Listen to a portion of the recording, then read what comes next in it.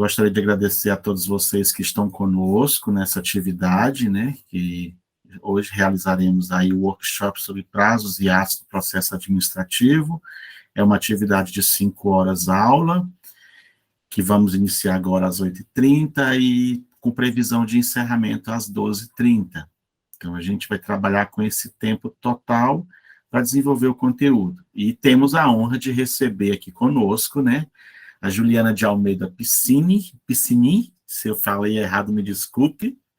Ela que é assessora da presidência do Tribunal de Justiça de Minas Gerais, gerente do Núcleo Técnico Especializado do Tribunal de Justiça de Minas Gerais, advogada licenciada, mestre em Direito pela UFMG, especialista em Psicologia Positiva e Desenvolvimento Humano, professora de Direito Administrativo e Processual, Life Coach, Compliance, ex-professora da Escola Superior da Advocacia, né, graduação e pós-graduação, e ex-conselheiro da OAB em Minas Gerais, e também tendo sido membro de turmas julgadoras, comissão de ética disciplinar e comissões temáticas. Professora, se assim me permite chamá-la nesse momento, muito obrigado por essa disponibilidade em estar conosco, por esse trabalho aí de preparação desse curso, né, desse workshop, e deixo aqui com você nossos alunos do Tribunal de Justiça do Tocantins. Muito obrigada, Jadir. É um prazer estar aqui com vocês e agradeço... Está sem áudio, professora. Está sem áudio? Aqui para mim aparece o áudio. Vocês me ouvem? Está normal aqui. Normal. Ok. Bom dia para todos vocês. Que pena que o nosso encontro é apenas virtual, que eu não pude visitar vocês nessa terra que já é quente de alma e coração. Falo aqui das Minas Gerais, onde faz um frio danado, mas espero que a gente possa, mesmo que virtualmente, aí, ao longo dessa manhã, conversar sobre um assunto interessante, que é o processo administrativo. Claro, evidentemente, que não existe a possibilidade de nós esgotarmos nenhum assunto a respeito de processo administrativo no tempo que a gente tem. O que eu separei para a manhã de hoje é a discussão de alguns pontos relevantes a respeito de processo administrativo e que pode ser contributivo para o desempenho de vocês aí.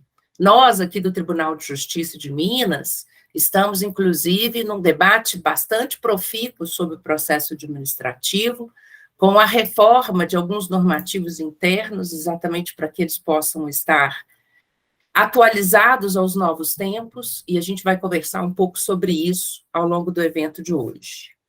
Eu separei a nossa conversa em pequenos blocos, para que a gente fique com isso mais organizado, e a partir de alguns momentos eu compartilho com vocês aqui os slides a respeito desse assunto. São slides simplórios, porque o principal é a gente focar no conteúdo, mas já adianto a vocês que, mesmo que simplórios, ficam à disposição de vocês no final do evento. Transfiro ao Jadir, e aí o Jadir fica como porta-voz para transmitir a quem desejar esses materiais, inclusive alguns links e artigos importantes a respeito desse assunto.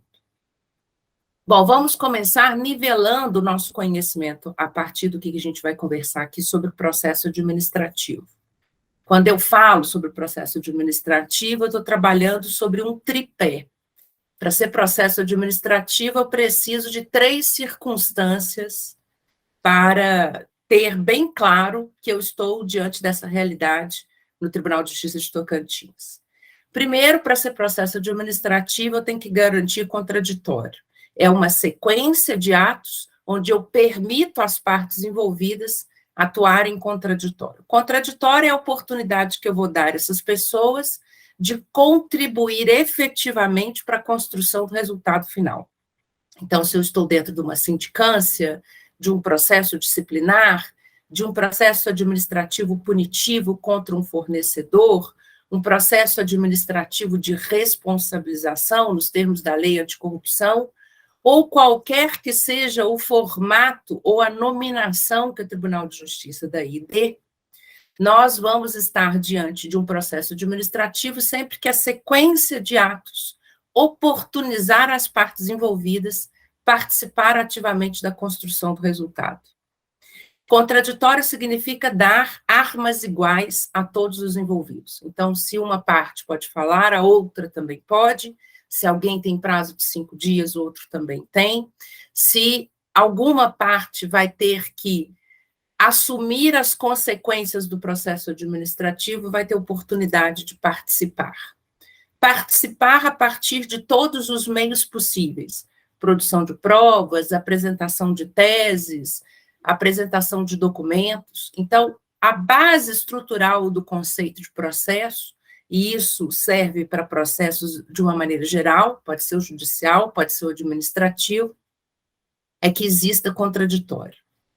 A segunda garantia para que a gente esteja diante de um típico processo, mesmo que ele não esteja assim nominado, é que exista, no mínimo, duplo grau. Existe a possibilidade de que a decisão seja revista pela própria autoridade ou por uma autoridade superior.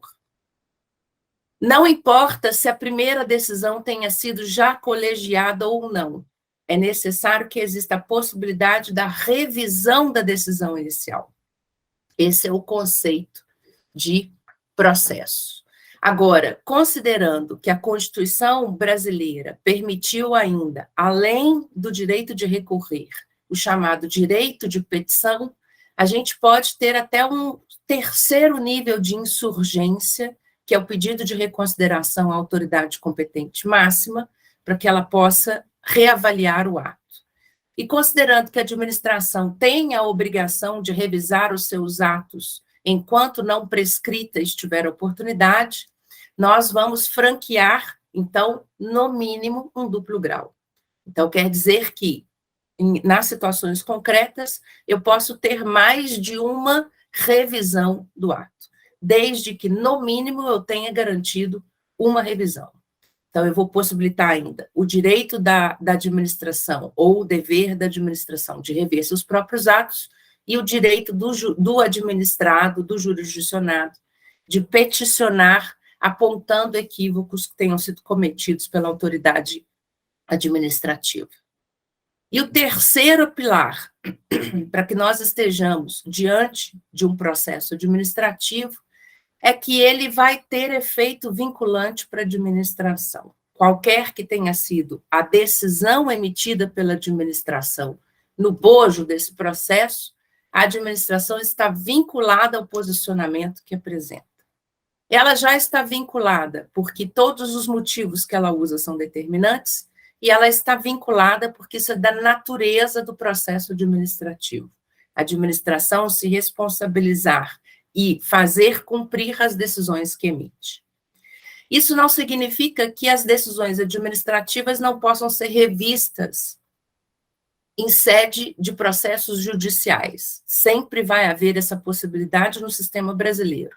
Mas enquanto estivermos na seara administrativa, a administração se responsabiliza, se vincula ao resultado, à decisão que emita no bojo desse processo. Então, esse é o tripé para a gente poder falar que uma sequência concatenada de atos praticados dentro da administração pública se constitui em processo.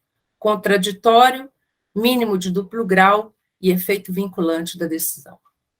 Diante desse conteúdo mínimo de processo administrativo, então, nós vamos aqui passar uma lista de quais são os princípios que reinam em matéria de processo administrativo, e quero já adiantar para vocês que passar pelos princípios não é só uma maçante forma de a gente trabalhar o assunto do processo administrativo, é para a gente aproveitar a oportunidade de conversar sobre os princípios do processo administrativo, para a gente já ir lançando aí quais são as novidades, quais são as tendências a respeito da interpretação sobre o processo administrativo. Eu vou botar na tela para vocês quais são esses 25 princípios que a gente vai levar em consideração, mas antes de colocar os 25 e assustar vocês com essa quantidade de princípios, eu gostaria de lembrar vocês o seguinte: em algum momento da minha fala, vai ter um Galvão Bueno dentro da cabeça de vocês aí, buzinando, dizendo, mas isso não se aplica aqui no Tribunal de Justiça de Tocantins. Mas não é assim que funciona no meu setor. Mas não é assim que eu aprendi a fazer aqui. Mas ela está falando isso, mas deve servir em Minas. Não serve para o chefe que eu tenho. Mas isso a gente não consegue colocar em prática aqui. Eu tenho certeza que em algum momento da exposição desses 25 princípios, esse anjinho do mal vai apitar aí na cabeça de vocês, tentando criar resistência para que vocês apliquem na maneira como nós vamos colocar. Mas nós temos que lembrar aqui que as coisas como elas de fato acontecem não quer dizer que elas estejam conforme a lei, não quer dizer que elas estejam conforme ao direito. O direito é o que deve ser. Então, aqui a gente tem que treinar a melhor versão do direito. Então, se existem cacoetes da prática, se existem dificuldades da prática, esse é um ambiente para a gente poder refrigerar, oxigenar, reformular os nossos pontos de vista, para que a gente possa ter atuações mais consentâneas com a regra jurídica. E, além disso, eu vou colocar aqui para vocês alguns pontos que são as tendências a respeito desse assunto, ou seja, para onde a gente está indo. Qual é a direção da construção dos tribunais? Qual é a direção da construção da teoria? Para que a gente possa, nos novos tempos, ter processos administrativos mais modernizados, mais consentâneos com a boa prática. Então, pega esse Galvão Bueno, manda ele para o cantinho do pensamento, pede para que ele dê licença, para que você tenha a oportunidade de aprender de verdade quais são as tendências que a gente tem que absorver a respeito desse assunto, tá? Eu posso, inclusive, dizer a vocês que, como a ciência descobriu que nós temos, em média, 70 mil pensamentos por dia, ou seja, a gente pensa até dormindo, a gente pensa quase que um pensamento por segundo ao longo do nosso dia, vocês vão ser sequestrados por esse Galvão Bueno algumas vezes, vão ser sequestrados por outros pensamentos algumas vezes, mas sempre que isso acontecer, volta o foco para cá, volta a concentração porque a gente está falando, de forma que você possa levar um ar refrigerado de todo o conhecimento para que você, no seu exercício diário, tenha uma atuação de processo administrativo mais aberta à modernidade. Tá bom? Eu vou começar a compartilhar, então, aqui quais são esses princípios. Vocês apenas, por favor, me indiquem se vocês estão conseguindo ver e se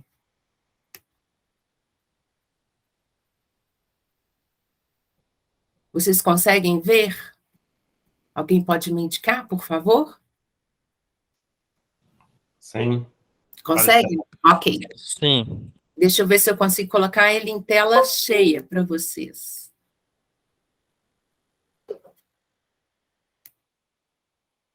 Aparece em tela cheia para vocês? Sim. Ok. Bom, eu agora, nesse momento que eu estou transmitindo em tela cheia, não vejo nenhum de vocês, mas assim que eu baixar a tela, eu verifico se tem algum questionamento. Mas já adianto para vocês, quem quiser pode ir me interrompendo, abre o áudio, faz as perguntas que quiser, não se preocupe, isso não interrompe a apresentação, ok? Então, vamos lá, vamos falar sobre 25 princípios que estão integrados no assunto do processo administrativo.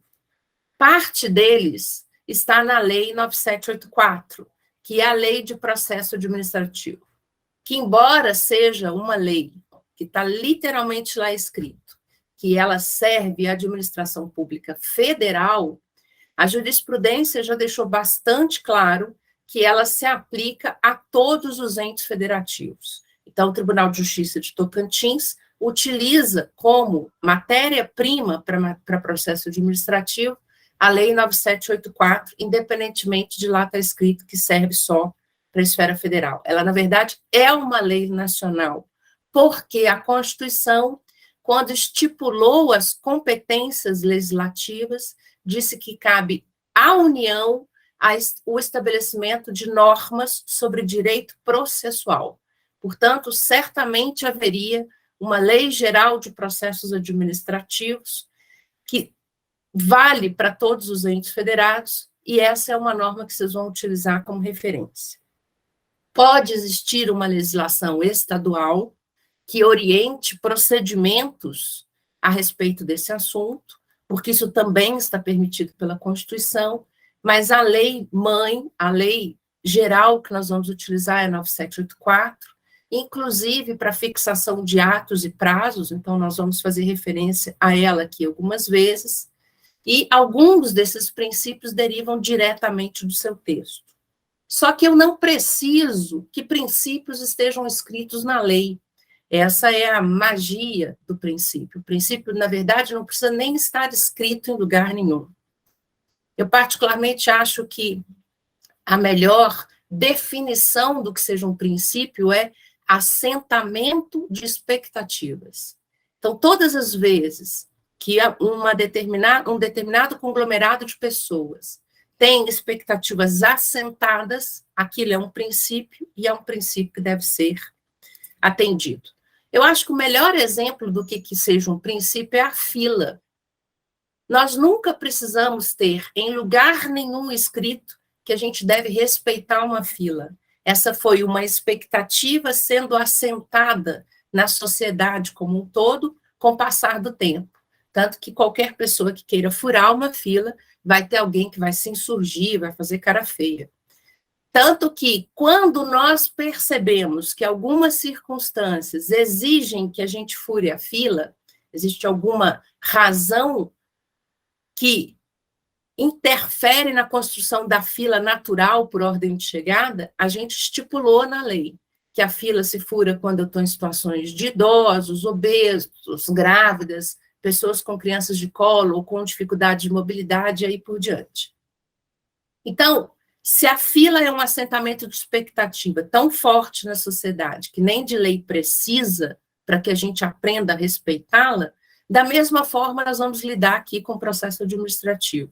Embora a lei tenha como hábito trazer princípios, eles nem precisariam estar na lei assentados. Mas nós vamos ver que a lei trouxe alguns e que, na prática, a gente foi, porque expectativas foram sendo assentadas, trazendo mais alguns princípios para a matéria de processo administrativo. E o primeiro ponto, num país positivista como o nosso, é que processo administrativo leva em conta aquilo que está escrito nas normas jurídicas.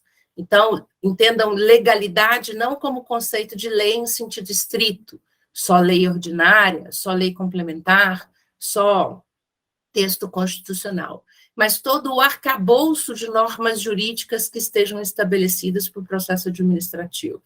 Então, vão existir aí resoluções, portarias, instruções que são relevantes para a estrutura do processo administrativo.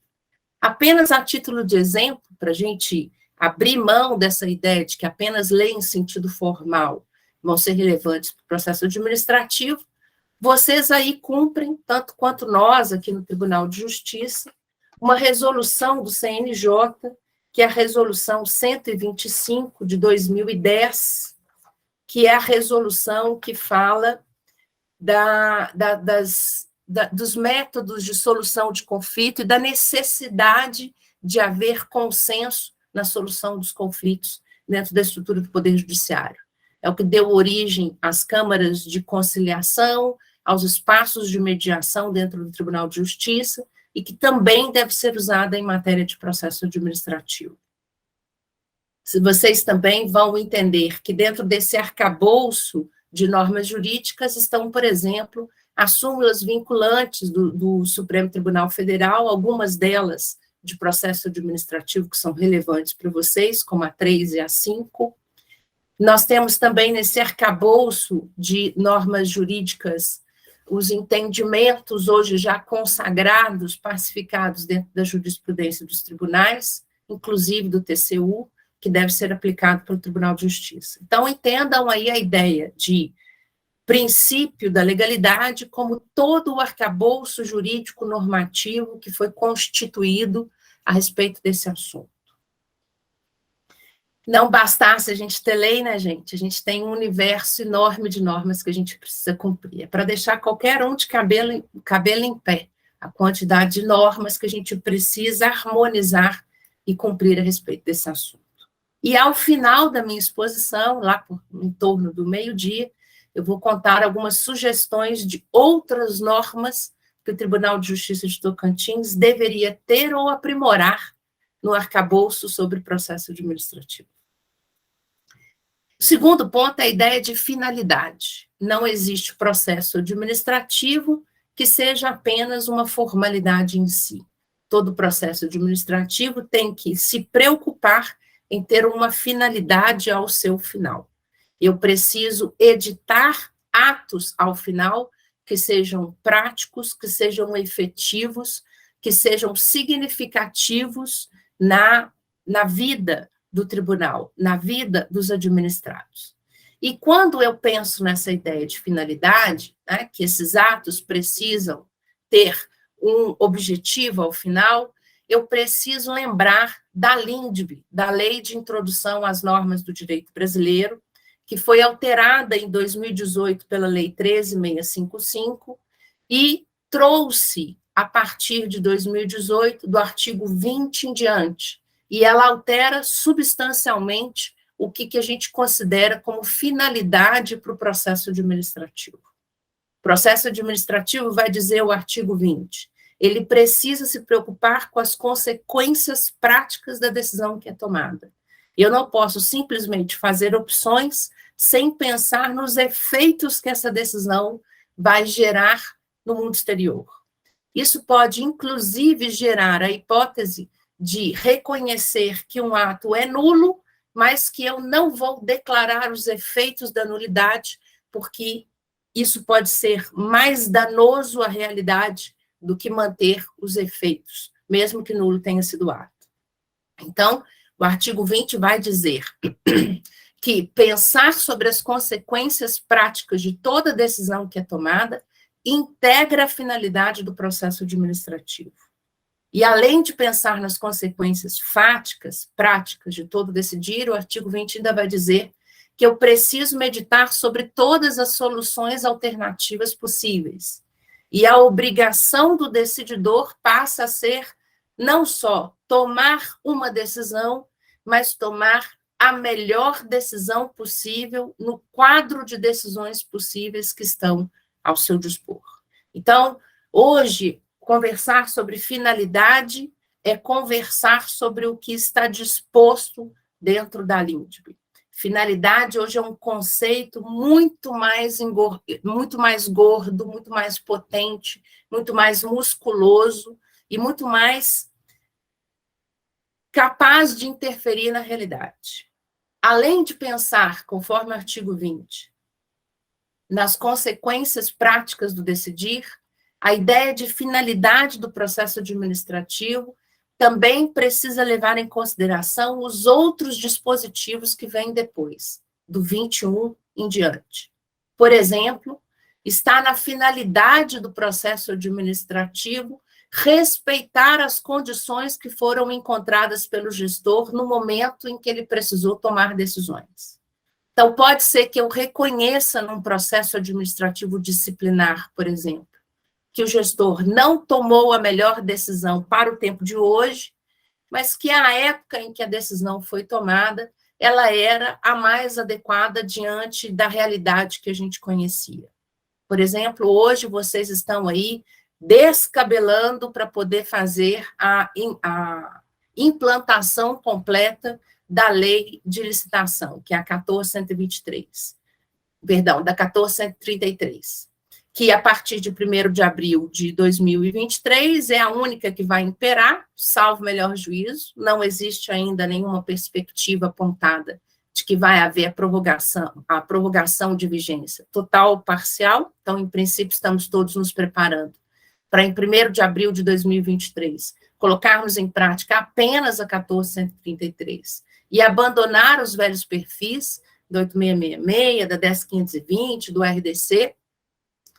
E nessa implantação nova, é possível que os órgãos ainda cometam alguns deslizes, utilizem jurisprudências ultrapassadas, o cachimbo entortou a boca, então você pode ainda ter uma maneira de pensar ou de agir um pouco atabalhoada nesse início, talvez tenha que fazer algumas adaptações, não sei se vocês vão conseguir para 2022 já lançar o plano de contratações anual que vai reinar para 2023 e, a partir de 1º de abril de 2023, operar todas as licitações.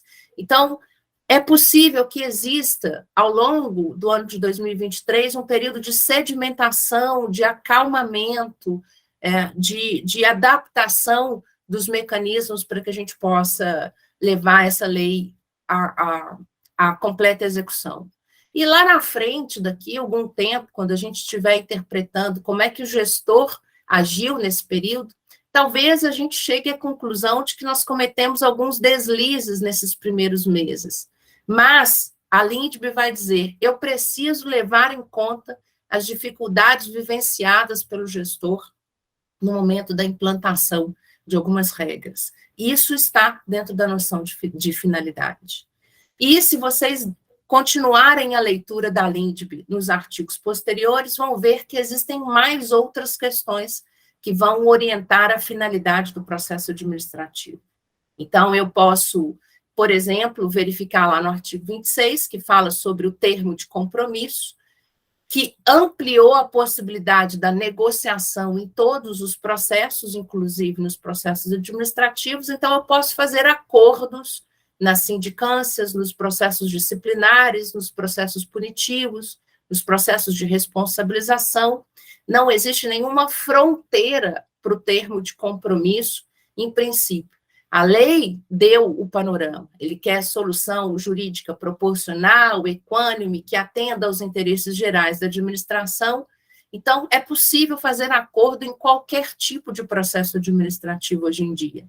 E isso está na finalidade, na ideia da finalidade do processo, porque o objetivo não é mais punir, o objetivo é consertar com S ou consertar com C a administração pública. É fazer com que a gente tenha eficiência, é fazer com que a gente chegue a resultados que sejam capazes de executar melhor o interesse público. Então, muitas das vezes, é preferível que a gente ajuste a conduta ao longo do procedimento do que necessariamente a gente fique aí atrelado à existência de uma sanção. Então, o objetivo dos processos administrativos não é sancionar. O objetivo, a finalidade dos processos administrativos é ter eficiência, é consertar com S ou consertar com C. É fazer com que as coisas funcionem. Então, toda essa lógica trazida pela modificação da Lindb vai afetar, como a gente lê hoje, o princípio da finalidade. Ok? A Lindb também vai alterar o terceiro dos princípios dessa lista, que é a ideia de motivação. Porque a Lindb vai dizer que todos os atos administrativos não só precisam ser motivados, mas quando eles fizerem referência a valores jurídicos abstratos, que eu faça referência às consequências práticas do decidir, que eu avalie todas as soluções possíveis. E, além disso, a Lindb teve um decreto que regulamentou isso na esfera federal. Todo decreto federal não se aplica de maneira nacional. Mas, como não existe uma outra norma em todos os entes federados, nos mesmos termos do decreto que regulamentou a Lindb, vocês podem, sim, utilizar esse decreto como uma fonte analógica para fazer referência nos processos administrativos e dizer que ali existe uma inspiração de como a gente interpreta os artigos da Lindb. E lá no decreto da Lindb, vocês têm uma lista completa de artigos que vão falar sobre o que é motivar dentro dos processos administrativos. Então, motivar significa fazer referência ao caso concreto, fazer referência a estudos, pareceres, documentos elementos, fundamentos do caso concreto que direcionem a resposta para aquele objetivo, é fazer uso da jurisprudência, é fazer uso das instruções normativas, dos atos normativos. Então, lá tem todo um arcabouço mostrando como que hoje a gente entende o princípio da motivação. Então, não importa se o ato administrativo ele interfere muito ou pouco na vida do administrado, todo ato administrativo precisa ser devidamente fundamentado. A Lei 14.133, por exemplo, levou isso à enésima potência, porque trouxe a necessidade de motivação para a fase interna das licitações de uma maneira muito mais significativa, obrigando, em grande parte dos casos, aos estudos técnicos preliminares, a gestão por competências, a escolha fundamentada dos agentes de contratação, a trazer governança para todas as etapas do processo, a obrigar a medição e a reflexão sobre os riscos das contratações, a trazer, depois da execução do contrato, uma etapa meditativa sobre como que a gente deve aproveitar as experiências para as próximas contratações. Então, hoje, nós temos um arcabouço jurídico que defende a ideia de motivação dos atos. E, além de, por exemplo, traz a orientação de que, ao motivar os atos, o administrador não pode surpreender, ele não pode inovar na interpretação sem dar a oportunidade de um período de transição quando ele quer mudar os normativos e as orientações gerais. Então, vejam que hoje esses princípios estão refrescados, oxigenados, estão turbinados pelas novas legislações, os novos componentes, como é o caso da LINDB, dos entendimentos dos tribunais que deram sustentação para isso, dos entendimentos do TCU que ajudaram a confeccionar a 14.133 e outras normas que nós temos por aí. Tá? Então, quando vocês virem esses princípios escritos lá na 9784, que foi escrita em 99, lembrem-se que esses princípios estão completamente atualizados por toda essa lógica que eu estou colocando aqui para vocês. Não existe a possibilidade de ler a 9784 isolada do contexto sistêmico em que ela se apresenta hoje. Ok? Quarto princípio aí, a ideia de razoabilidade. Significa que nos processos administrativos a gente tem que procurar encontrar uma resposta ótima. A gente tem que procurar encontrar uma resposta que melhor execute o interesse público envolvido. A gente tem que encontrar uma resposta que seja a mais factível e defensável no universo de soluções possíveis. E ser razoável, hoje, engloba a ideia de a gente pensar nas consequências do ato. Então, pode ser que eu tenha contratos nulos, mas que devam ter seus efeitos prolongados até que esse contrato possa ser substituído por um novo imaculado. Eu posso ter atos administrativos que vão continuar gerando efeitos na esfera do jurisdicionado ou do administrado, porque ele já gerou transformações que, se eu quiser reverter, eu vou trazer mais prejuízos. Eu vou levar em conta a sustentabilidade e a economicidade para poder reformar determinadas decisões. Então, nem sempre o razoável é punir, nem sempre o razoável é anular. Hoje, a gente deve considerar que, às vezes, o razoável é estender os efeitos do ato. E, para isso, as decisões administrativas precisam ser melhor fundamentadas. Para que elas sejam o que o próximo princípio vai dizer, que elas sejam proporcionais.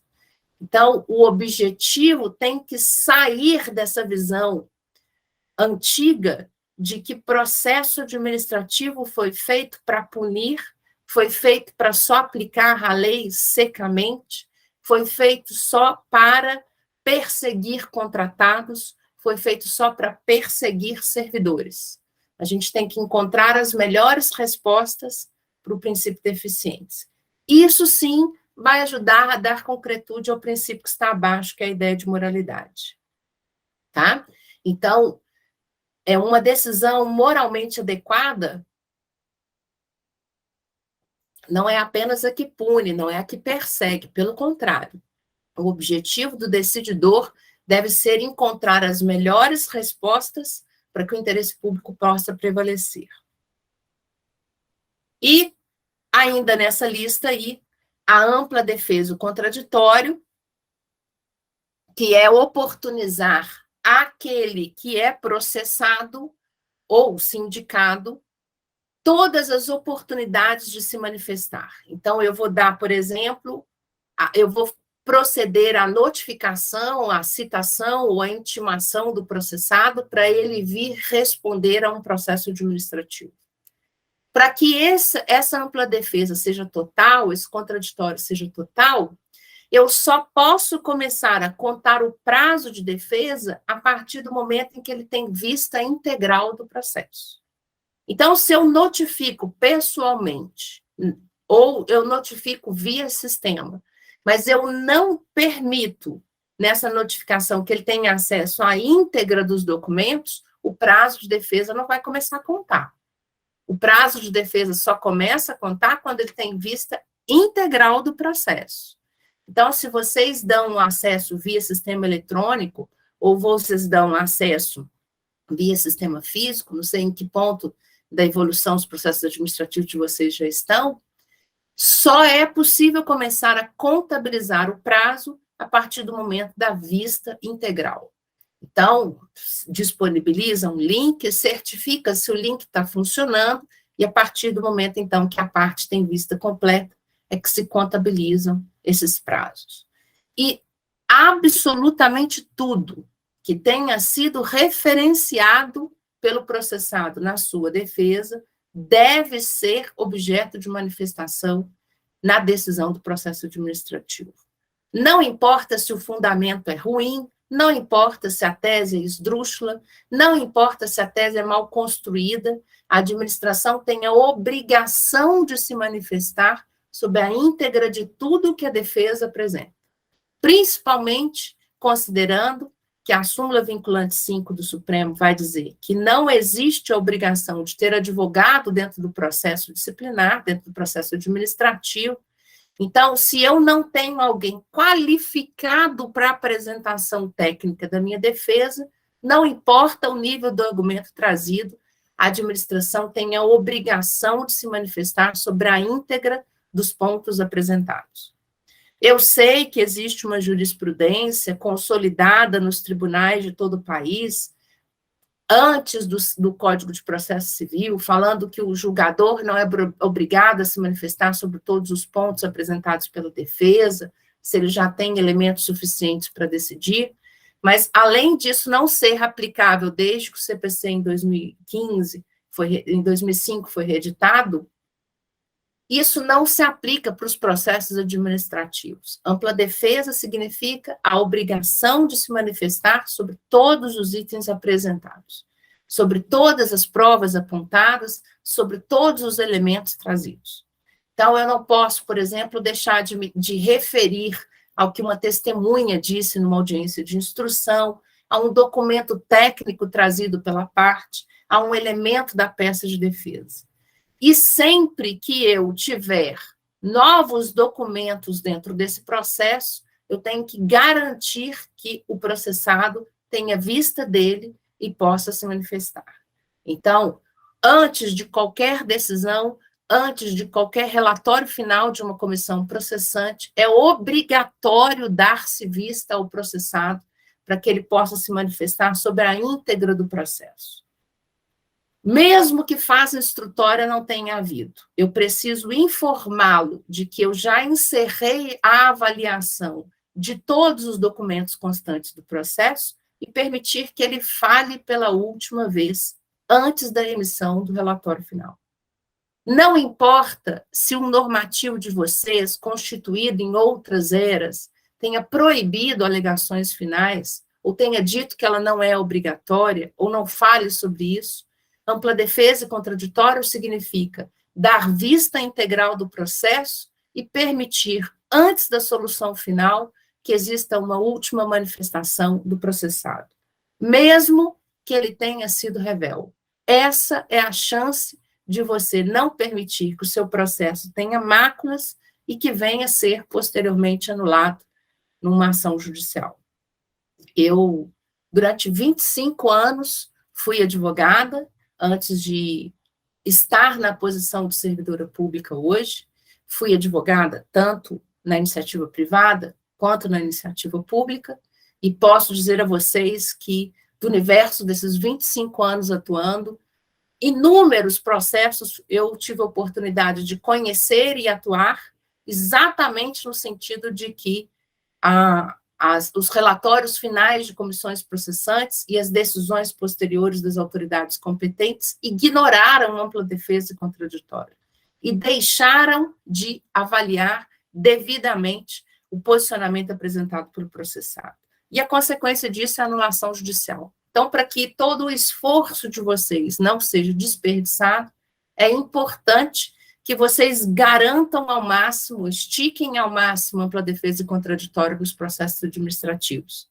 Eu sei que isso toma tempo, isso pode atrasar alguma consequência que vocês tenham que tomar, mas, na ideia de finalidade, é preferível fazer processos administrativos bem construídos do que processos rápidos que tendem a ser anulados posteriormente. Então, na dúvida, ampliem a defesa, ampliem o contraditório, deem vista, permitam a oportunidade da parte falar. Mas não é só falar, não é só deixar que ela diga, é depois vir e se manifestar sobre tudo aquilo que ela falou. E, mesmo que a parte, o processado, se manifeste no curso do processo administrativo de maneira intempestiva, eu aconselho que vocês, mesmo assim, se manifestem sobre todos os itens da defesa. Por quê? Porque a administração tem a obrigação de rever os próprios atos. Então, como esse dever da administração não vai deixar de existir, mesmo que exista alguma manifestação intempestiva ou pouco técnica da parte da defesa, do processado, manifestem-se sobre tudo. Aproveitem a oportunidade de rever o ato, se for o caso, modificá-lo, ou se for o caso, referendá-lo. Mas, em razão desse dever da administração de rever os próprios atos a qualquer tempo, enquanto não prescrita ou decadente esteja a situação, revejam mesmo os posicionamentos decorrentes de manifestações intempestivas. Isso é dar não só ampla defesa e contraditório, mas atender à finalidade do processo administrativo, que é descobrir as adequadas respostas que os casos requerem. E o último item desse slide aqui, que é a ideia de segurança jurídica, que inclusive foi um dos princípios que orientou a modificação da LINDB. A LINDB foi modificada em 2018 pela Lei 13.655, encabeçada por um mineiro, que é o professor Antônio Anastasia, hoje ministro do TCU, assentado na segunda Câmara do TCU. Nós vamos falar sobre ele aqui algumas vezes, tendo em vista que, por iniciativa dele, inclusive, uma das normas mais interessantes sobre prescrição foram editadas nesse semestre do TCU. Nós vamos falar sobre ele, inclusive, em razão de alguns posicionamentos sobre erro grosseiro que interferem nos processos administrativos. E esse mineiro, que é professor de Direito Administrativo, que encabeçou a mudança da LINDB, com um grupo de juristas, realizou todas essas modificações exatamente pensando na necessidade de segurança jurídica. Dentro dessa ideia contemporânea de segurança jurídica, o que eu poderia dar de exemplo aqui para vocês? O princípio da não surpresa que a LINDB trouxe lá nos seus novos artigos a partir de 2018.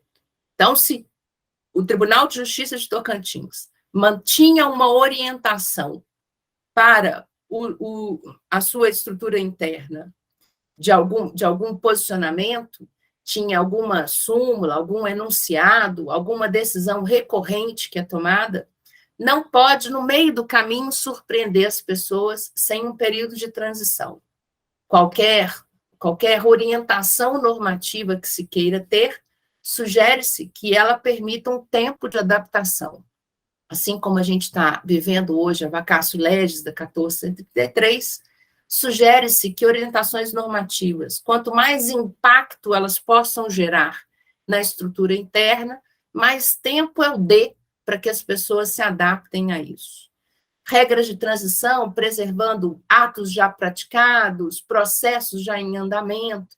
Então, é importante para que a gente tenha segurança jurídica que as regras não mudem com o passar do tempo, isso confunda os gestores.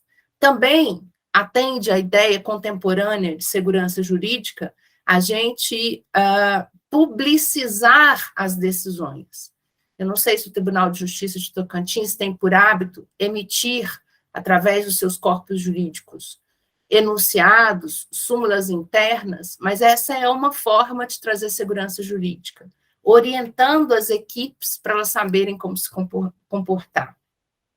Eu, como chefe de jurídico de órgãos públicos, sempre tomei essa iniciativa de fazer enunciados de interpretação do corpo jurídico do órgão. Eu me lembro que, num dos órgãos onde eu estive, no estado de Minas Gerais, a súmula 1, o enunciado 1 era: contrato vencido não se prorroga. Porque quem aqui trabalha com contrato administrativo sabe que sempre chega um pedido de aditivo, depois que o contrato venceu, querendo aí uma data retroativa. E esse tipo de comportamento não é possível, não se prorroga uma coisa que já acabou. Não existe a possibilidade de dar repristinação, efeito repristinatório. Você fazer um aditivo com data retroativa. Se o contrato já terminou pelo advento do prazo contratual, não tem o que fazer, né?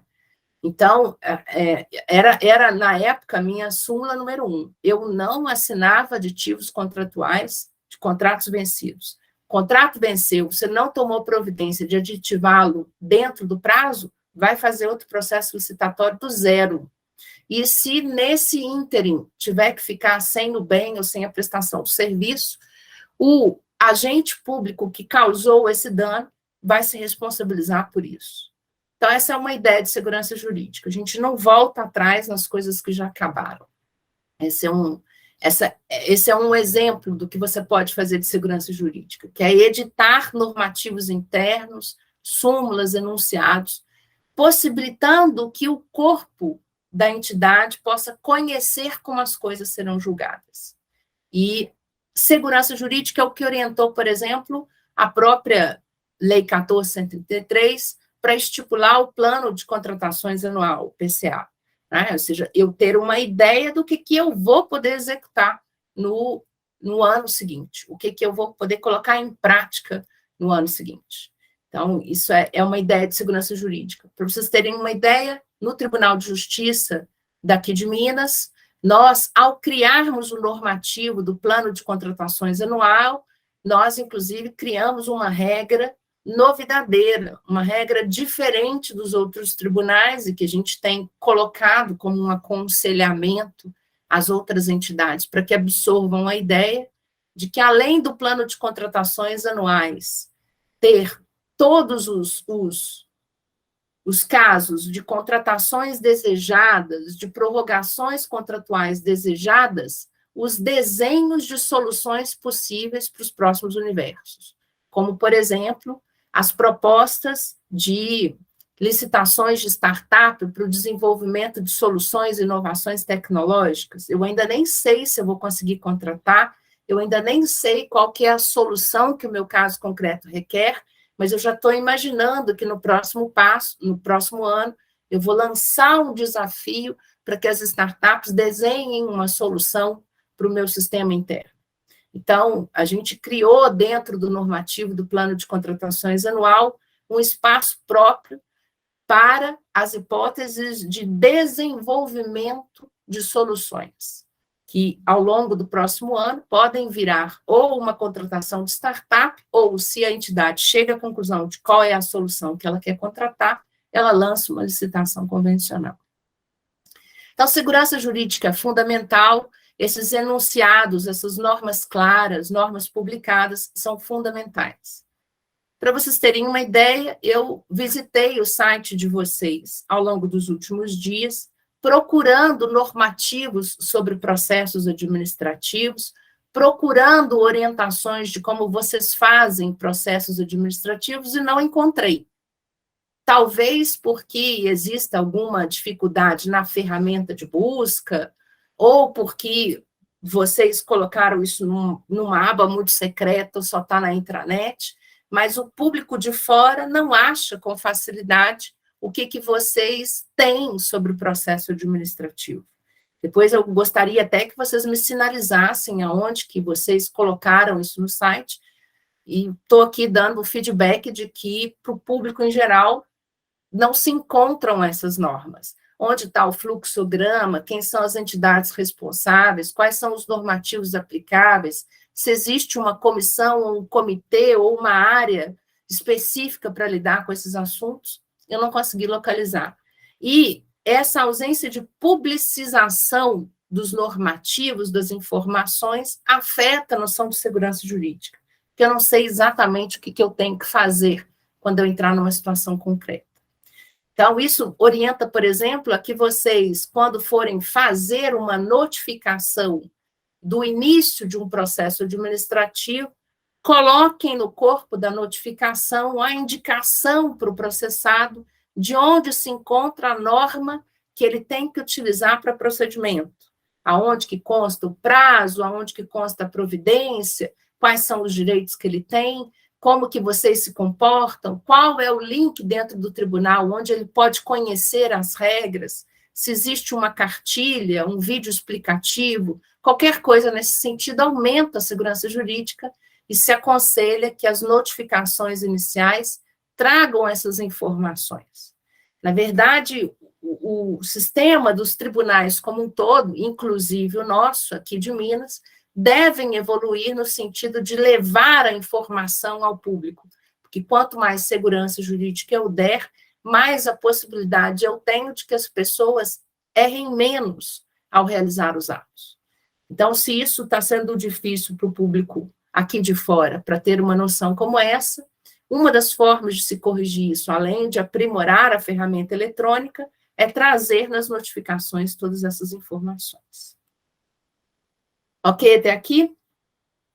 Vamos para a segunda tela, com outros princípios importantes. O primeiro da lista aí é a eficiência, que é um princípio trazido para dentro do texto constitucional pela emenda 19, em 1998, e a partir daí se dissemina em uma série de outras legislações. Mesmo que não estivesse escrito, volto a dizer, como princípio, isso é uma expectativa assentada, de que a gente consiga trazer para os processos administrativos a ideia de eficiência. E isso significa, gente, que a gente tem que parar com essa sensação de que o importante é punir. O importante não é punir, o importante é fazer funcionar. O importante é que a gente consiga colocar em execução o interesse público, ok? Na sequência, a ideia de impessoalidade. Embora o processo administrativo brasileiro tenha uma característica interessante, que é a administração ser parte do próprio processo que ela julga, então, eu estou julgando as minhas próprias ações, a ideia de impessoalidade se coloca nas decisões aqui. Tanto que existe um capítulo lá no 9784 sobre impedimento e suspeição das pessoas que vão julgar os processos administrativos. Eles não podem ter algumas espécies de ligação com os processados. Então, eu tenho que tomar cuidado no momento em que eu vou criar a comissão processante. Se eu olho para 14.133, eu ainda vou ter, no que tange aos processos administrativos punitivos decorrentes de contratos e licitações, a obrigação de que eu tenha agentes de contratação durante esses processos administrativos. O ideal é que vocês sigam a mesma lógica nos processos administrativos punitivos depois, que as normas do artigo correspondente ao agente de contratação, artigo 7º, estejam refletidos nesses processos administrativos.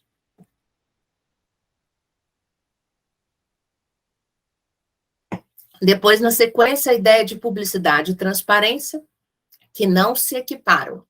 Publicidade é a disponibilização da informação ao público-alvo, que pode ser pelo site, pelo diário oficial, ou até mesmo a partir de notificações, intimações e citações.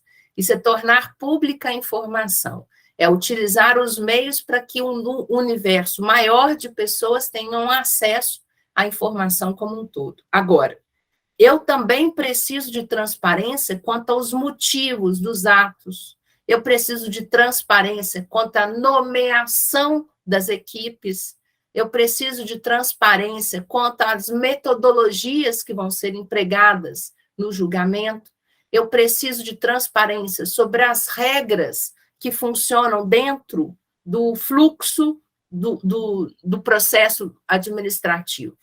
Então, não é só dar publicidade, eu preciso dar transparência das motivações e dos atos intermediários que são praticados dentro desses processos. Na sequência aí vem a ideia de oficialidade e verdade material. São dois princípios também diferentes. Eles estão colocados aí no mesmo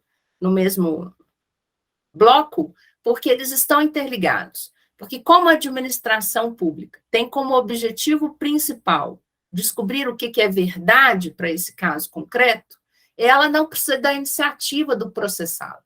Ela não precisa da iniciativa do administrado para poder agir. Ela age de ofício.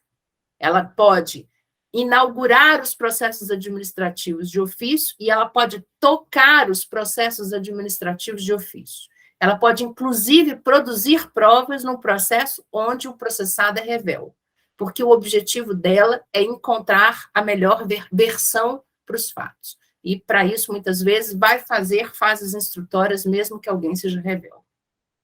Tá? Além disso, a ideia de formalismo moderado, que cada vez mais permeia a relação dos processos administrativos. A gente está abandonando esse vício antigo de que quanto mais formal, menos corrupta é a nossa administração. Isso é um erro antigo, isso é um vício do legislador ultrapassado, que achava que quanto mais eu fizesse cara crachá, quanto mais eu cumprisse rigores, mais eu teria a possibilidade de não ter corrupção nos atos. E a gente já descobriu que formalismo não é absolutamente em nada eficaz para controlar os riscos de captura. Pelo contrário, eu preciso ter eficiência, e isso sim é que vai me gerar controle dos focos de corrupção. Então, mesmo que a parte traga informações pelos veículos inadequados, mesmo que ela apresente defesa fora do prazo, mesmo que ela requeira de uma maneira que não seja conforme os normativos, o importante é que a gente atinja as finalidades e tenha eficiência. Também aí a ideia de gratuidade, porque todos os processos administrativos devem ser gratuitos. Eles não podem ter, por exemplo, a obrigação de pagar um débito para poder recorrer, eles não podem ter a obrigação de pagar para poder fazer parte dos processos administrativos. Claro, evidentemente, que nós estamos falando aqui das hipóteses em que é necessário o pagamento de uma guia para ter cópia de um documento, o desarquivamento de um processo, ou seja, existem possibilidades de taxas judiciárias, isso pode acontecer, mas o processo administrativo em si, ele deve ser gratuito, para que a administração reveja os seus atos e utilize todas as ferramentas para isso. Pluralidade de instâncias, falei com vocês sobre isso, como base do processo administrativo, tem que ser possível rever as decisões. A 9784 vai falar da possibilidade de até três instâncias para rever um ato, mas volto a lembrá-los que o direito de petição da Constituição, no artigo 5º, vai garantir que, de qualquer maneira, o administrado, o processado, possa pedir uma reconsideração da decisão final.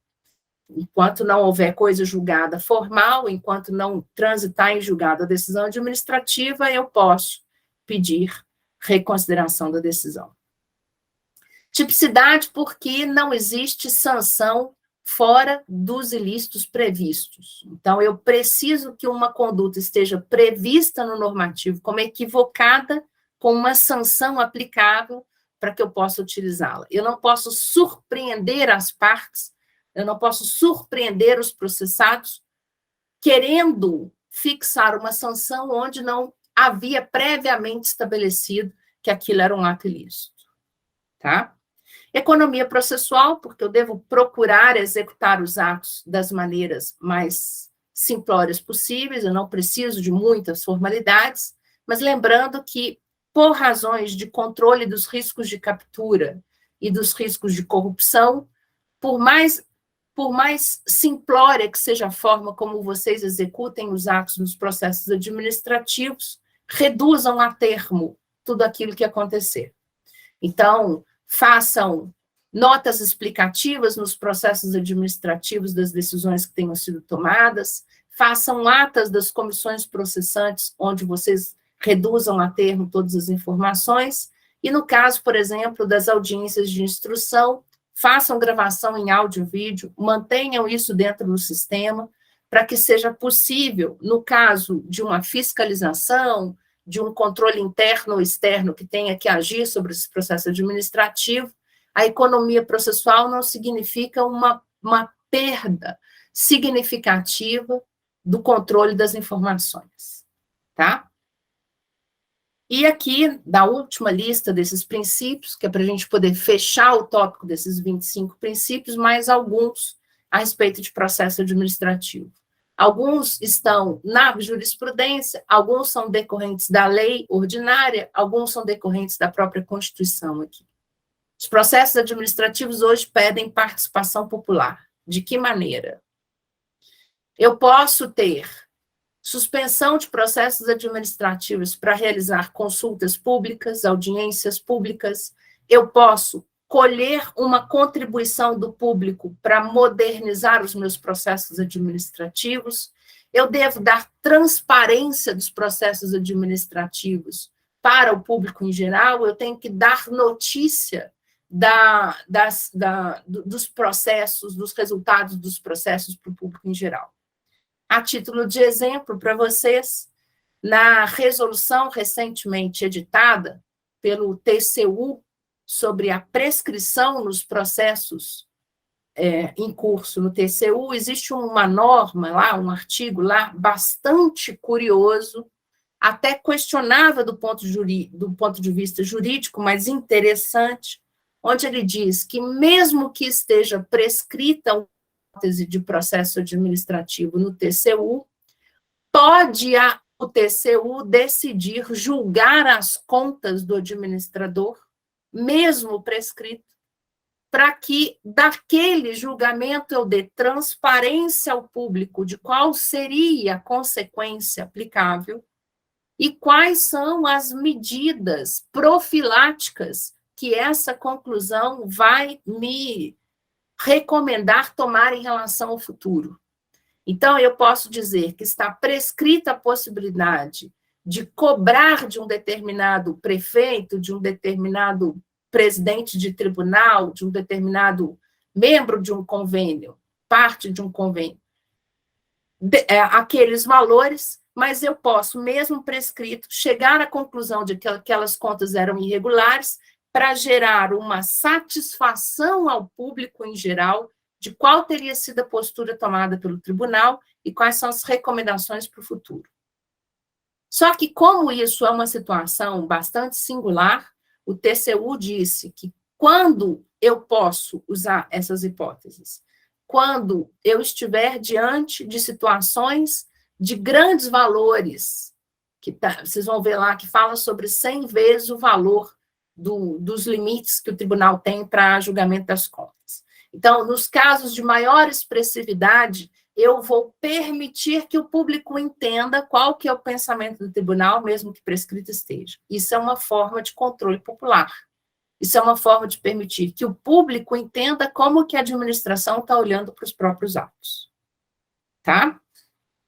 Outra ideia importante aí é a ideia da consensualidade, que vai aí ser absolutamente expandida quando eu tenho a mudança da LINDB em 2018, e a consensualidade atinge o seu grau máximo nesse período, quando está dito lá no artigo 26, no parágrafo 1º, inciso 1º, que em qualquer situação é possível fazer termo de compromisso. Em qualquer situação jurídica de direito público, eu posso ter um acordo. Então, não existe a possibilidade mais de sobreviver a alguns normativos que estão soltos por aí, em todas as partes do país, falando sobre só ser possível termos de compromisso em processos disciplinares quando a infração é pequena, quando o réu é primário, quando o dano é de pequeno montante ou não existe dano indenizável. Não existem mais essas normas, elas todas decaíram. Pode existir termo de compromisso em qualquer tipo de processo, desde que a solução encontrada nesse acordo seja equânime, seja proporcional, seja legítima, seja atendente do interesse geral. E no caso específico do Tribunal de Justiça de Tocantins, vocês têm nas costas a obrigação de cumprir a resolução 125 de 2010 do CNJ, que estabelece a política judiciária nacional de tratamento adequado dos conflitos de interesse no âmbito do Poder Judiciário. É esse nome completo. Essa resolução 125 inspirou que vocês criassem, não sei se aí chama Sejusc, criou as câmaras de conciliação e mediação de conflitos, tanto processuais quanto pré-processuais, mas que também é um normativo através do qual vocês devem instalar toda a estrutura de consenso para os processos administrativos. Então, essa política judiciária não serve apenas para processos judiciais. Ela também deve inspirar a criação de normativos internos do Tribunal de Justiça de Tocantins para a adoção da consensualidade nos processos administrativos.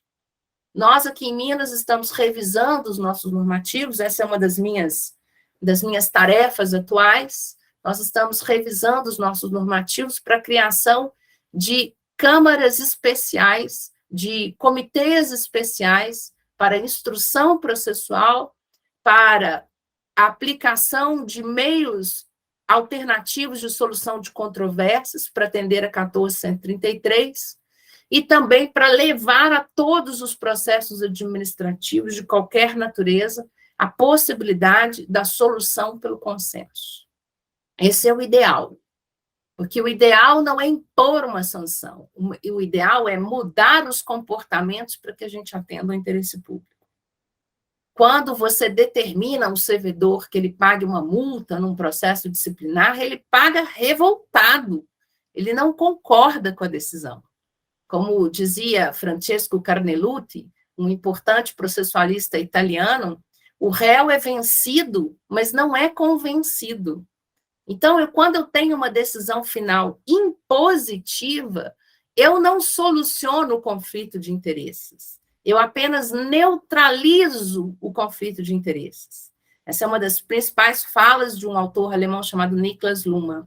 Eu não, com a solução dos processos, quando ela é impositiva, quando ela é sentencial, quando ela é impositiva e obrigatória, eu apenas estou neutralizando o conflito de interesses. A partir de agora, goste ou não, a resposta para o processado é essa. Ele vai pagar, ele vai ser punido, ele vai ser demitido, ele vai ser advertido, ele vai ser suspenso no direito de licitar e contratar, ele vai ser considerado inidôneo. Ou seja, eu imponho decisões, mas eu não resolvo o conflito de interesses que está por trás. Eu só tenho a chance de efetivamente resolver o conflito que está por trás quando as partes que geraram o conflito entram em consenso. Aí sim, eu previno melhor para o futuro. Então, a consensualidade hoje, ela é principiológica, ela é normativa, ela é de fundamento constitucional, e a gente deve implantar essa nova forma de pensar daqui em diante. Eu diria para vocês que a ideia de consensualidade ela é tão forte, mas tão forte, tão necessária, que diga para o seu Galvão Bueno, que está aí buzinando na sua cabeça, que consensualidade hoje é um mindset para a administração. Ou seja, é uma lente através da qual a gente tem que enxergar os processos administrativos. eu tenho que pensar todas as formas possíveis de consensualizar dentro dos processos e encontrar soluções que sejam aceitas pelas partes envolvidas, porque isso previne a existência de novos litígios. E para que o consenso aconteça, eu preciso do princípio seguinte, que é o da dialogicidade. Eu tenho que debater com as pessoas dentro do processo. Se eu imponho decisões, não existe consenso, não existe dialogicidade. E esse é um drama para os tribunais de justiça. O tribunal de vocês e o meu aqui. Porque como a nossa estrutura interna é formada por muitos juízes, os juízes estão acostumados a impor decisões. Porque esse é o papel deles como julgador, efetivar decisões dentro dos processos, sentenciar, né? Fixar penas. Então, a gente já tem um comportamento acostumado a impor decisões. E mesmo no judiciário, nos processos judiciais, nós temos essa dificuldade de rever esse comportamento repetitivo de sempre impor as decisões. A gente precisa que na via administrativa também se opere essa mudança de paradigma, essa mudança de mindset, que a gente entenda que as melhores soluções são as soluções criadas no diálogo. E isso não é só no processo administrativo, né, gente? Na vida nossa, no seu casamento, na sua família, na sua relação de amigos, você com você mesmo. Quanto mais a gente pode criar soluções que sejam dialógicas e consensuais, mais efetivo é o nosso comportamento para o futuro. Mais disposto a gente está a cumprir a norma numa próxima vez. Ok? Ainda dentre os princípios, a ideia da duração razoável e da celeridade, porque o próprio texto constitucional fixou no artigo 5º como uma garantia fundamental que os processos não podem ser eternos. Por isso, nós vamos ver aqui, no final do nosso encontro, lá depois de 11h30, mais ou menos, a gente vai ver o que existe de novo a respeito de prescrição, porque os processos não podem ser eternos, eles precisam cumprir uma temporalidade, e aí a gente vai ver algumas questões interessantes a respeito desse assunto, tá? Os processos devem ser úteis, ou seja, atender uma finalidade, a gente não processa por processar, a gente quer melhorar a administração pública, e a gente deve ser objetivo, ou seja, as decisões devem ser claras, devem ser concisas, devem utilizar vocabulário adequado, menos juridiquês, mais exposição dos motivos de maneira evidente, de forma que todos aqueles que acessem o processo sejam capazes de compreender o que nele aconteceu e como que nele se concluiu, ok? Esse é o arcabouço, então, de todos os princípios, essa leva grande de princípios. Deixa eu ver um pouquinho agora a carinha de vocês. Me sinalizem aí se vocês estão compreendendo, estão conseguindo acompanhar, se foi possível entender os princípios até aqui. Estou vendo que tem alguns comentários aqui.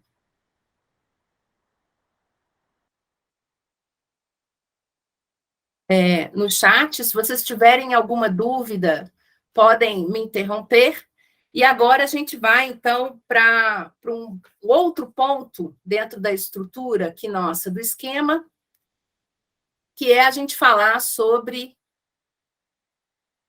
os vieses contemporâneos, ou seja, o que tem de novo a respeito desse assunto, né? O que a gente está hoje conversando sobre, o que tem de mais interessante sobre processo administrativo que eu posso comentar aqui com vocês.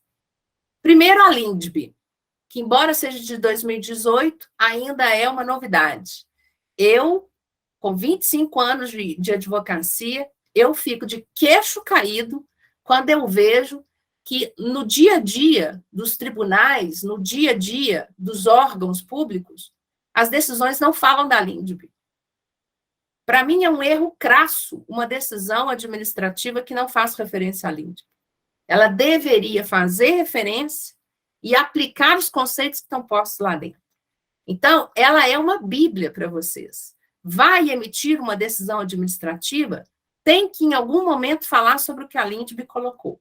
Mas não é falar por falar, citar o artigo, só para fazer cera de que cumpriu o dispositivo. Você tem que passar pela Lindb e ver, deixa eu ver se eu cumpri tudo que ela determinou. Deixa eu ver se eu fiz tudo o que ela me pediu. A Lindb e o decreto federal que a regulamenta. Mesmo que o decreto federal não seja aplicável como norma direta, é aplicável como norma analógica. Nós precisamos ter aquela inspiração no dia a dia. Então, se você aí é membro de comissão processante, se você aí participa de comissão sindicante, se você é gestor ou fiscal de contrato, se você está decidindo de alguma forma processos administrativos e participa desses processos administrativos, não falar sobre a Lindb é um erro crasso.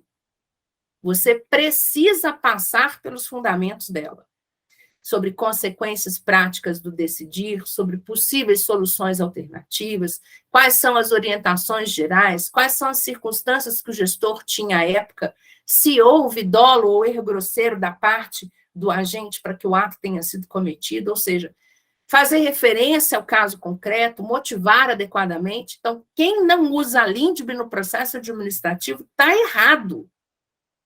Isso não é mais simplesmente uma sugestão, é uma imposição. A decisão que não faz referência estruturalmente ao que contém a Lindb já está errada.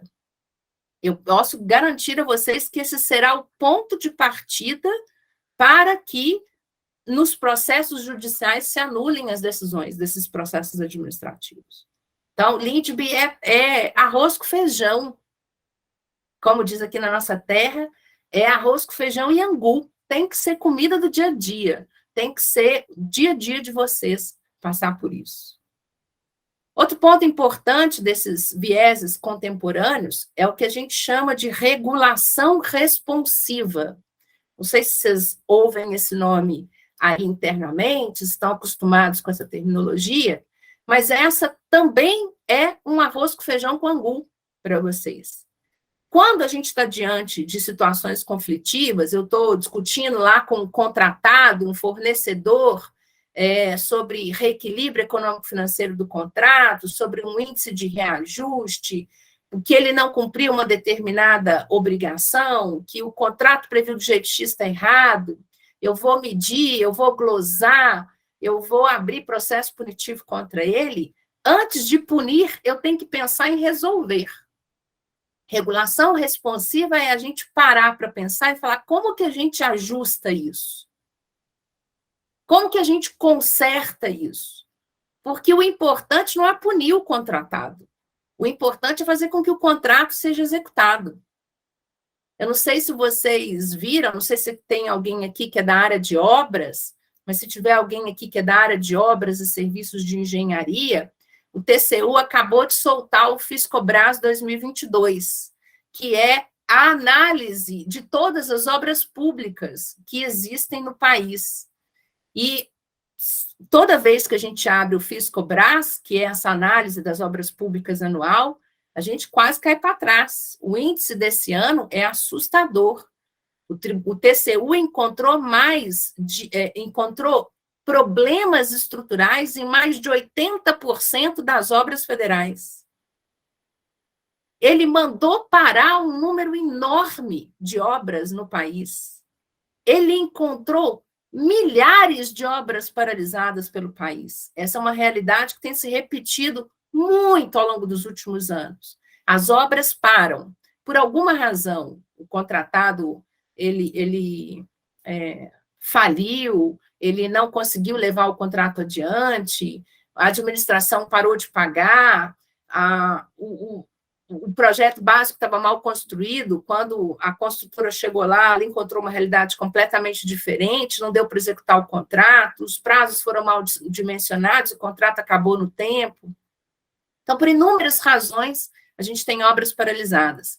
E o número de obras paralisadas é assustador no país inteiro. E o número de contratos com problemas estruturais é muito alto.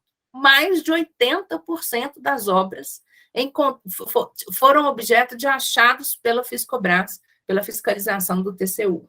É interessante conhecer esses números, eu aconselho quem é da área de obras e serviços de engenharia conhecer o relatório Fiscobras, o TCU, e aconselho a todos vocês que lidam com processos administrativos a acompanhar o TCU, pode ser pelas redes sociais, pode ser pelos boletins informativos que edita, para conhecer como que as decisões têm sido dadas, até porque vocês são obrigados a cumprir as decisões do TCU. Então, é interessante acompanhar esses normativos. E quando a gente vê esse universo de situações cheias de problema, uma das formas de a gente resolver esses problemas é com regulação responsiva. Tá vendo que um contrato está com problema? Senta e conversa com o fornecedor. Às vezes o fornecedor tem razão. Eu digo isso dentro do Tribunal de Justiça de Minas inúmeras vezes. Vocês estão tão acostumados a bater no contratado que vocês não param para pensar que o contratado também pode ter razão em muitas coisas e que vocês é que estão errados. Então, tem que haver uma predisposição a escutar sobre os seus próprios defeitos. O ser humano tem uma dificuldade terrível de ser vulnerável. Nós, humanos, eu posso dizer isso pelas minhas formações, eu sou estudante de neurociência, sou professora de inteligência emocional, trabalho com a ciência da felicidade, com diversas questões fora do direito, e posso dizer para vocês que é da natureza humana fugir da nossa vulnerabilidade. A gente não gosta de ver, de estar nu, a gente não gosta de estar exposto, a gente não gosta de ouvir que errou, a gente não está acostumado ao mindset de crescimento. A gente não tem uma boa relação com o fracasso.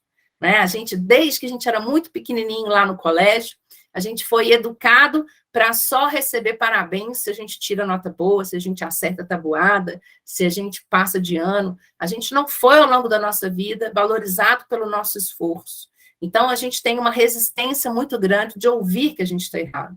Mas a gente precisa quebrar essa resistência interna para fazer regulação responsiva.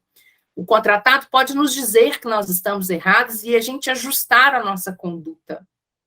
Tá certo, a gente precisa fazer isso. A gente precisa, às vezes, dentro de um contrato, modificar uma cláusula, um modo de execução, uma data de entrega, algum sistema que a prática nos demonstrou que foi mal formulado. E a gente ajusta isso ao longo do período. Então, ter os olhos, os ouvidos e a boca tapado para a realidade não é bom para nós. Então, nos processos administrativos, a gente precisa ter regulação responsiva. Deu de cara com a realidade, está vendo que ela não serve, muda. Adapta. Reconhece o próprio erro, corrige no meio do caminho. Essa é a ideia contemporânea de processo administrativo. É o que eu disse, o processo, às vezes, é um concerto com S e um concerto com C. A gente ajusta os nossos comportamentos no curso do processo administrativo. Isso é eficiência. Ser menos apegado a como a gente construiu as coisas.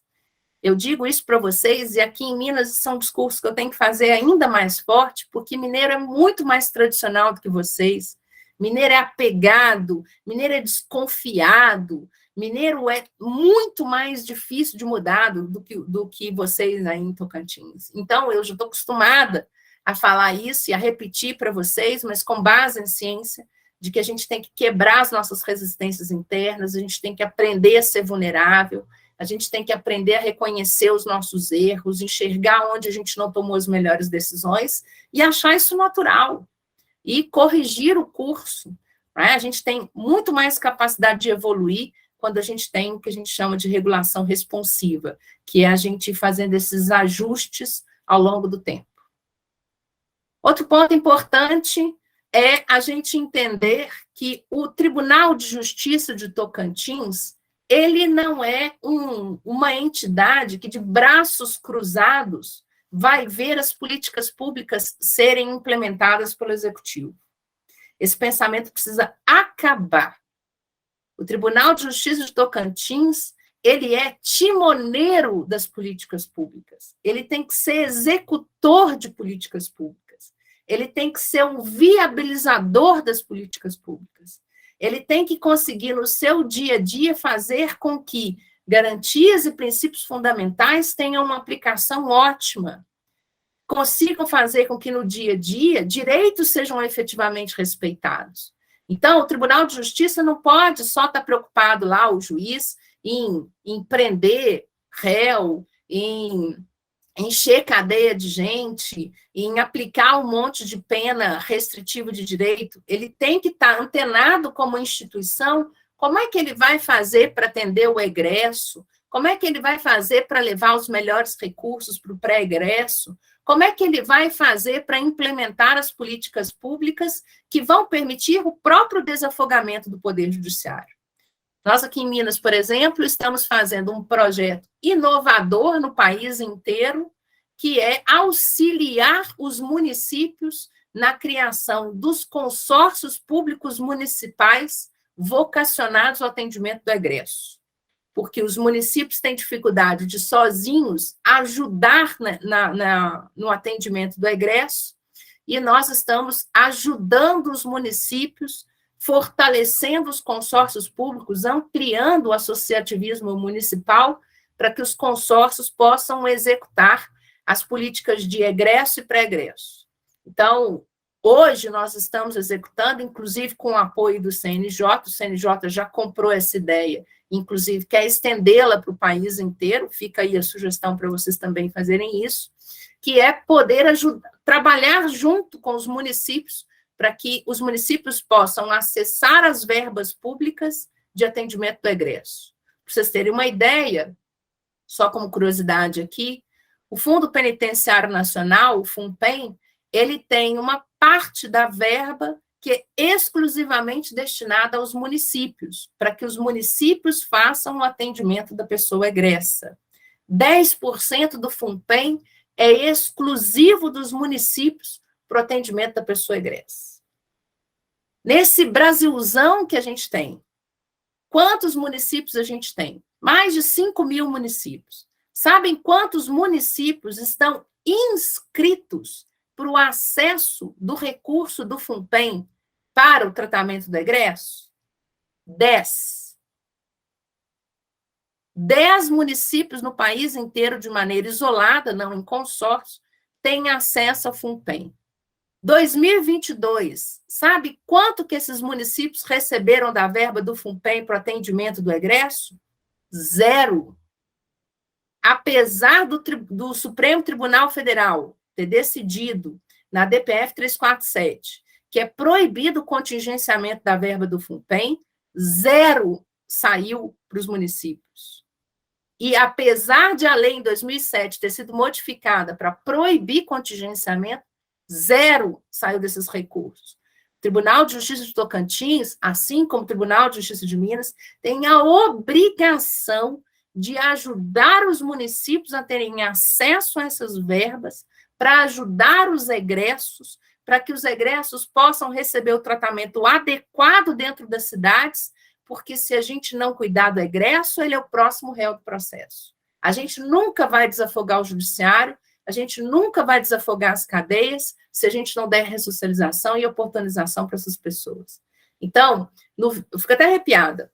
No viés contemporâneo do processo administrativo, o Tribunal de Justiça de Tocantins, ele não fica assistindo os outros fazerem políticas públicas. Ele é timoneiro, ele é partícipe, ele tem que estar engajado na realização das políticas públicas essenciais, para que a gente resolva o problema do judiciário, para que a gente resolva o problema do jurisdicionado. Então, a gente precisa abraçar essa causa, abraçar essa guerra e conseguir, de fato, ajudar em várias frentes como é que a gente realiza essas políticas. Eu faço parte de um núcleo dentro da presidência do Tribunal de Justiça de Minas, de projetos estratégicos, e um outro projeto que a gente está executando aí, inclusive com o apoio das startups, porque nós lançamos os desafios para as startups em diversas hipóteses, mas numa delas bastante interessante, que é na criação de um aplicativo para trabalhar a ideia de violência doméstica e familiar. Desde o momento em que a vítima vai poder oportunizar a sua notificação, sem precisar ir até a polícia, ou seja, no reservado do seu ambiente, poder fazer isso eletronicamente e acompanhar todo o procedimento. Então, nós estamos criando um ambiente para que vários atores possam vir ajudar na realização da missão contra a violência doméstica e familiar.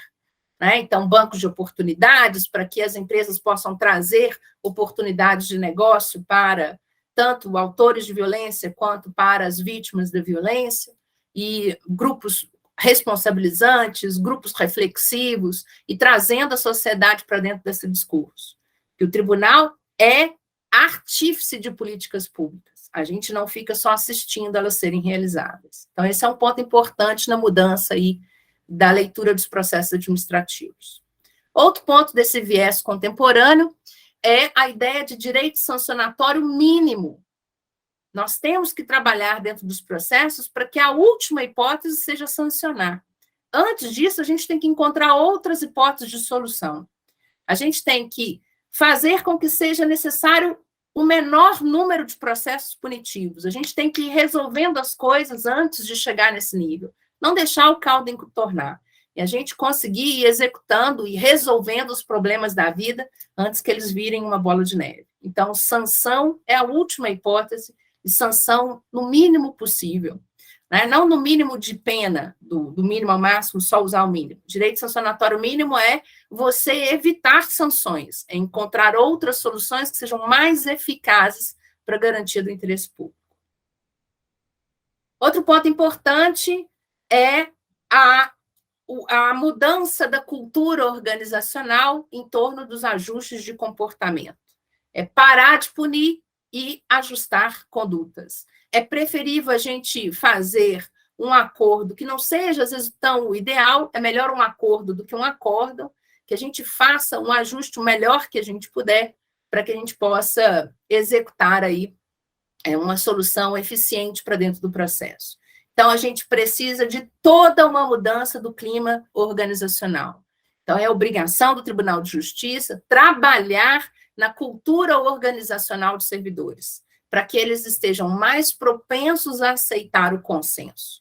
Seja quem é comissão processante propor, seja quem é servidor aceitar termos de compromisso. Porque termos de compromisso não significa que você tenha que assumir a culpa. Você pode fazer um termo de compromisso de ajuste de conduta, mesmo que você não concorde com a sanção, mas que você troque o dissabor de um processo por uma multa, o dissabor de um processo por um ajuste de conduta, que o processo administrativo, ele é estigmatizante para o servidor, ele é estigmatizante para o contratado.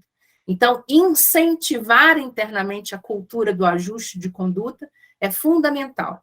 Então, essa é uma meta que o Tribunal de Justiça de Tocantins deve abraçar, de trabalhar sempre a cultura, porque nós temos, e digo isso porque sou estudante de neurociência, nós temos uma propensão natural a não mudar. A nossa mente está formada para gastar menos energia. O nosso cérebro está montado para gastar menos energia possível. Tanto que uma parcela considerável dos nossos comportamentos no dia são pilotos automáticos. Aqui ninguém pensa como é que passa a marcha, como é que escova dente, como é que penteia o cabelo, como é que toma banho, como é que amarra o cadastro, como que abotoa a camisa. Porque a nossa mente foi programada para ter pilotos automáticos, para a gente gastar menos energia, menos consciência nos atos do dia a dia, nos atos do cotidiano. Então, quando eu uso essa parte de cima do cérebro, que é onde moram os nossos pilotos automáticos, eu deixo de usar o córtex pré-frontal, que é onde existe a lógica, o raciocínio, a linguagem, onde existe o processo da consciência. Quando eu gasto a consciência, eu gasto muito mais energia, e essa energia deixa de circular pelo corpo, ela fica retida no processo mental. Por isso, eu tenho muitos comportamentos de piloto automático.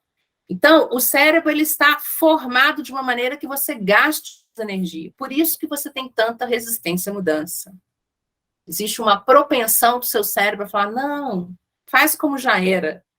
Então, é por isso que eu falei que tem que deixar o Galvão Bueno lá no cantinho do pensamento, para vocês modernizarem os posicionamentos. E, para isso, a gente precisa treinar. Porque só treinando novos comportamentos, esses novos comportamentos vão se transformando em pilotos automáticos. E a gente gasta menos energia da próxima vez.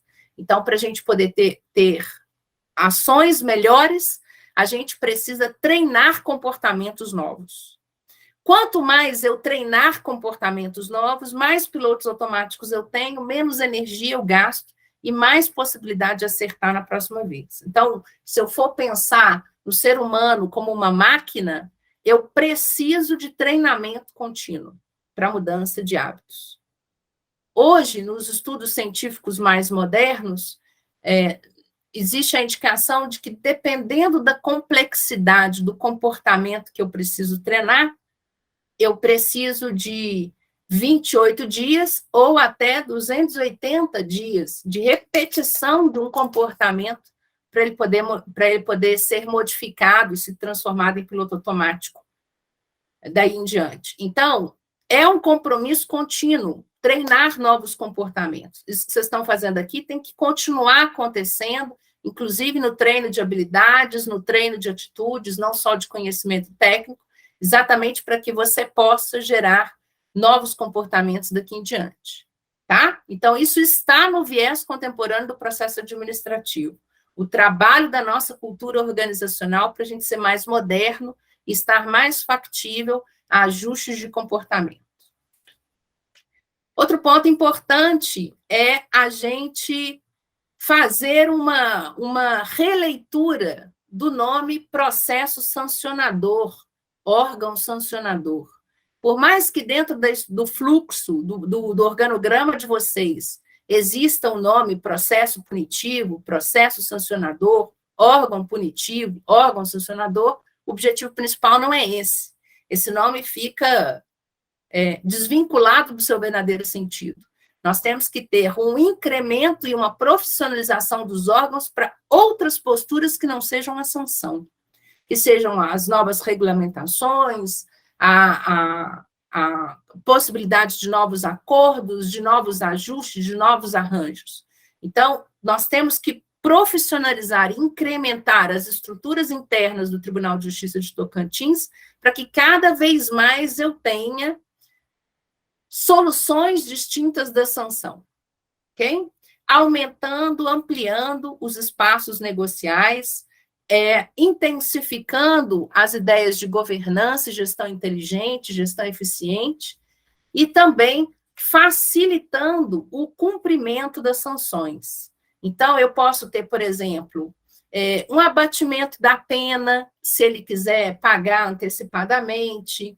Eu posso dar descontos de boa-fé, então, se o agente agiu de boa-fé, eu corto juros e multa. Eu posso ter facilitação de pagamentos, parcelamentos de valores. Eu posso ter individualização de condutas, então, ao invés de punir um grupo inteiro com a mesma pena, eu encontro a pena adequada para cada processado, de forma que nessa individualização cada um possa pagar o seu, e parar de ficar fazendo só responsabilidade solidária, né? A gente vê muito em processos que tem vários processados, principalmente em processos disciplinares, você tem uma pena aplicada igual para todos, e todo mundo tem que pagar aquele valor completo. Isso é um desserviço. A gente deve buscar a responsabilização individual.